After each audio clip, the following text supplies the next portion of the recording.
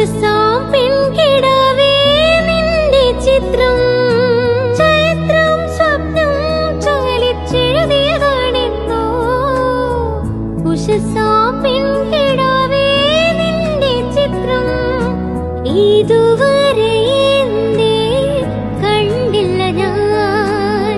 കവിളത്തെ സിന്ദൂരത്തിൻ രാഗപരാഗങ്ങൾ നിന്നിലേ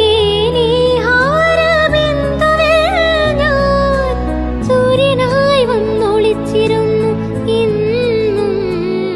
ഞാൻ കനവിൽ കണ്ടൊരു കൺമണിയാണിവളാണല്ലോ.